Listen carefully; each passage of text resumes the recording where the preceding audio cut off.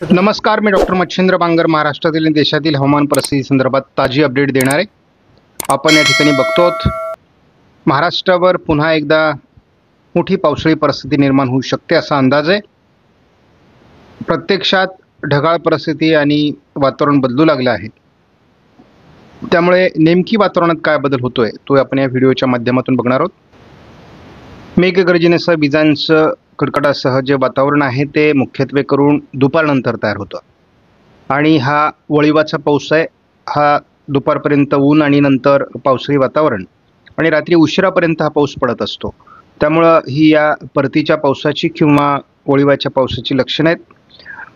त्यामुळे आपल्याला रात्रीच्या व्हिडिओमध्ये अधिक मेघगर्जना दिसेल तर सकाळच्या व्हिडिओमध्ये ती कमी प्रमाणात दिसेल. त्यामुळे आता आपण बघतो विदर्भ मराठवाड्याच्या पूर्व भागात सध्या पावसाची अनुकूल स्थिती निर्माण झाली आहे.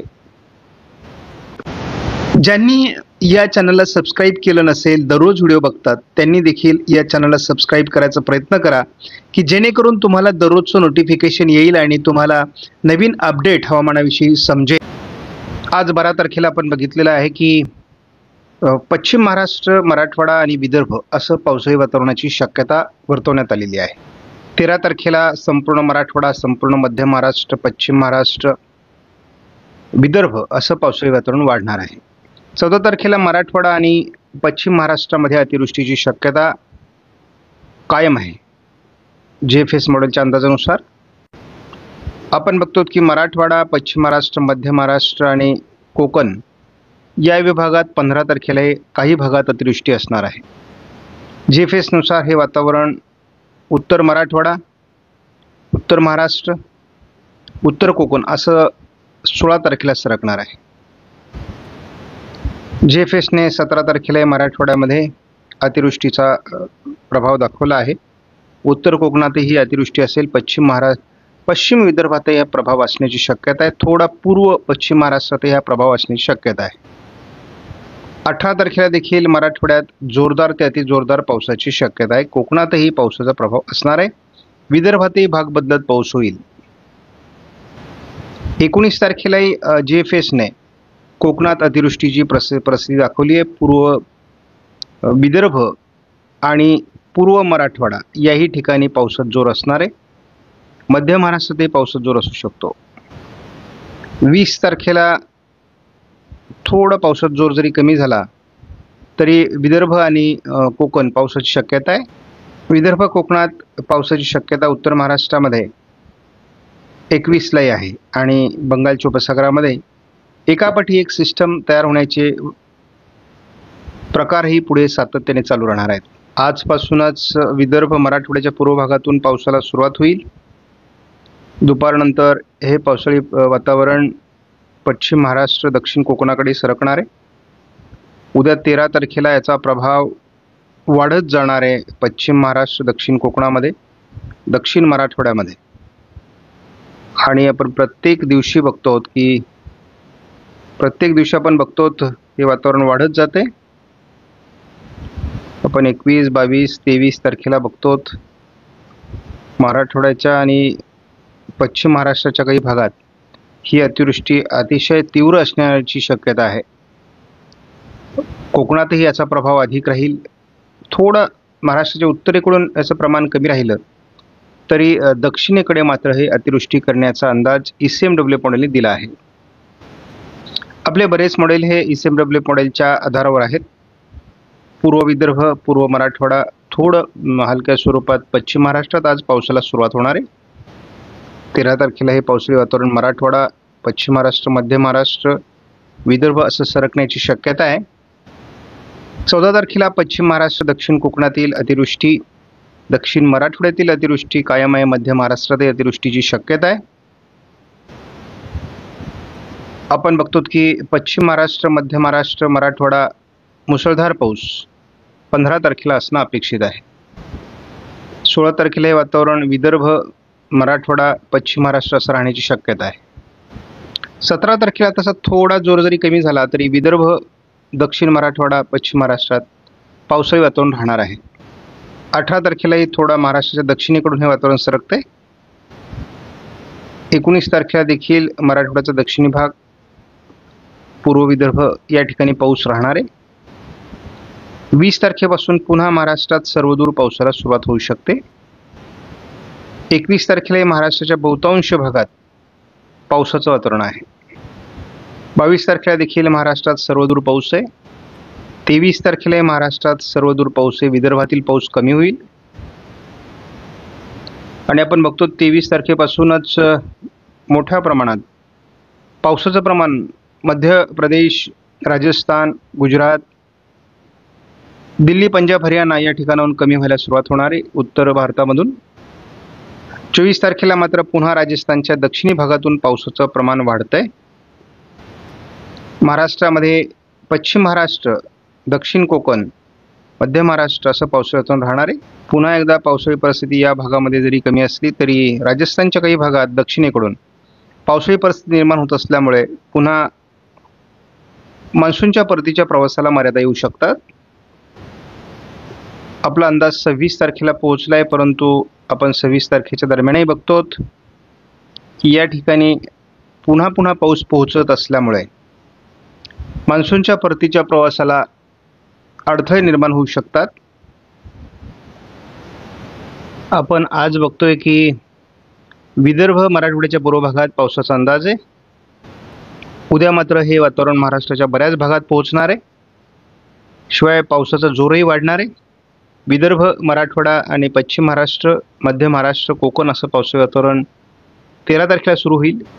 14 तारखेला पश्चिम महाराष्ट्र, मराठवाडा, विदर्भ पावसात जोर वाढणार आहे. हे आपण प्रत्येक दिवशी बघतो की कशा पद्धतीने पावसात जोर महाराष्ट्रामध्ये वाढतोय. आपण पुढील 10 दिवसात जरी अंदाज बघितला तरी महाराष्ट्रामध्ये अतिवृष्टीचे संकेत मराठवाडा, पश्चिम महाराष्ट्र, मध्य महाराष्ट्र, कोकण आहे.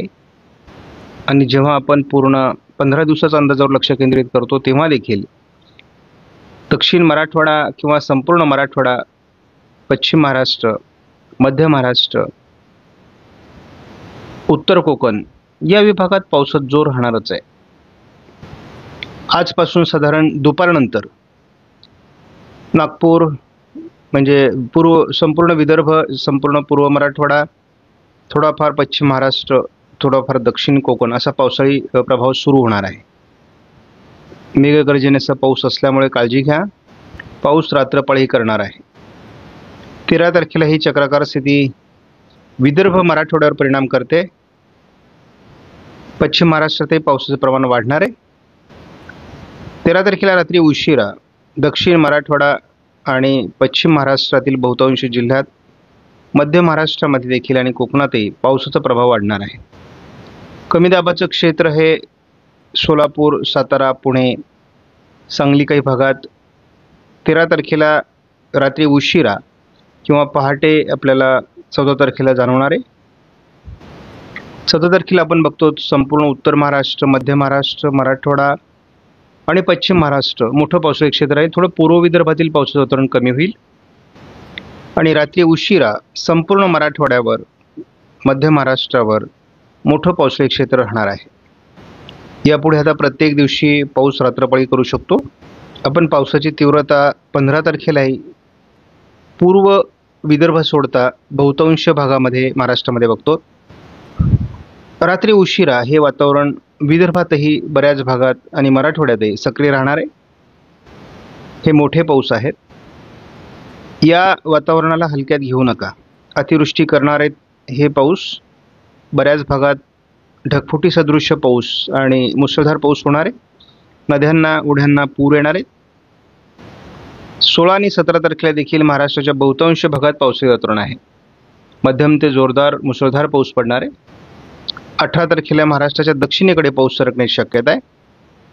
19 तारखेला थोडं कोकण, मध्य महाराष्ट्र, उत्तर महाराष्ट्र, पश्चिम महाराष्ट्राला पाऊस कमी होईल. थोडा पूर्व मराठवाडा आणि विदर्भाकडे पाऊस सरकणार आहे. 20 तारखेला मात्र उत्तर महाराष्ट्रासहित संपूर्ण महाराष्ट्रात पुन्हा पावसाळी वातावरण दाखवलं जात आहे.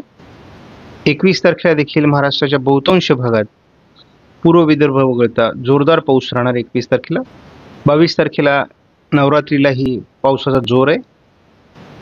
23 तारखेपासून हळूहळू पाऊस दक्षिणेला सरकतोय.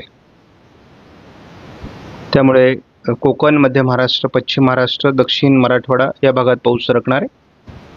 24 तारखेलाही हे वातावरण महाराष्ट्राच्या दक्षिणेलाच असणार आहे, परंतु कोकण, पश्चिम महाराष्ट्र, मध्य महाराष्ट्र, दक्षिण मराठवाडा, पूर्व विदर्भ असं पावसाळी वातावरण राहील. 25 तारखेला याच भागात पावसाळी वातावरण राहील, मात्र पश्चिम विदर्भ आणि पूर्व मराठवाड्यातील पाऊस कमी होणार आहे. 26 तारखेला एक नवीन कमी दाबाचं क्षेत्र विकसित होणार आहे मध्य भारताच्या दिशेने. ते थोडं राजस्थानच्या दिशेने सरकत असल्यामुळे मान्सूनच्या परतीच्या प्रवासाला ते रोखून धरण्याची शक्यता आहे. मात्र आपण 23 तारखेला बघतो या भागातला बहुतांश पाऊस उघडलेला असणार आहे. बघतो की पुन्हा एकदा या भागात पावसाचं प्रमाण कमी होतंय, परंतु दक्षिणेकडून पावसाचं वातावरण पुन्हा राजस्थानकडे सरकतंय.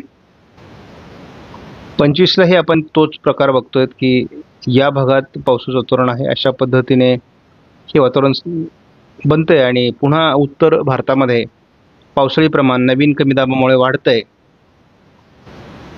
आपण 26 तारखेलाही बघतो जरी या भागातला पाऊस उघडला तरी देखील या ठिकाणी 1001 हेक्टोपास्कलचा हवेचा दाब आहे आणि त्यामुळे इतक्या सहज मान्सूनचा परतीचा प्रवास होताना दिसत नाही.